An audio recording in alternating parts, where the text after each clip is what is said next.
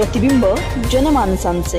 नगर शहरात धक्कादायक प्रकार। मोहसिन शेखवर 30 ते 35 जणांच्या टोळक्याकडून हल्ला। नगर शहरातील सावेडी परिसरात एका तरुणावर निर्घृण हल्ला झाल्याची घटना समोर आली आहे। मोहसिन शेख नावाच्या युवकावर 30 ते 35 जणांच्या टोळक्याने लाकडी दांडके, लोखंडी रॉड आणि चॉपरने मारहाण केल्याची माहिती मिळाली आहे।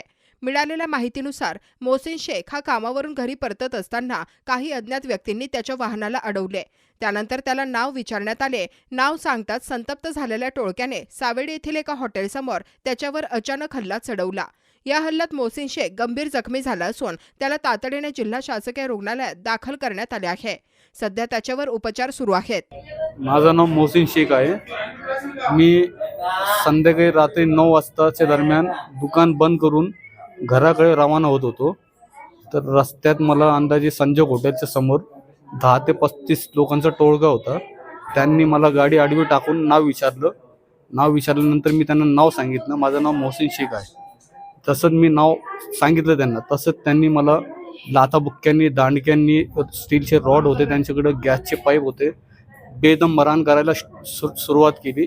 मला काही कारण न सांगता मी विचारू राहिलो त्यांना, तुम्ही कशाला मारता मला, काय विचार न सांगता त्यांनी डायरेक्ट मला मारहाण करायला स्टार्ट केली। अंदाजे 30 ते 35 लोकांचा टोळका होता। काहीच त्याचं म्हणजे मला बिलकुल आयडियाच नव्हती। ती एकदम अचानक त्यांनी हल्ला केला माझ्यावर। सगळे अनोळखी लोक होते, ओळखीचा माझा एक पण नव्हता। ही घटना संजय हॉटेल सावेडी नाक्याच्या आसपास तिथं घडली। नवीन बातम्या आणि ताज्या घडामोडींसाठी आजच आपल्या चॅनलला सबस्क्राईब करा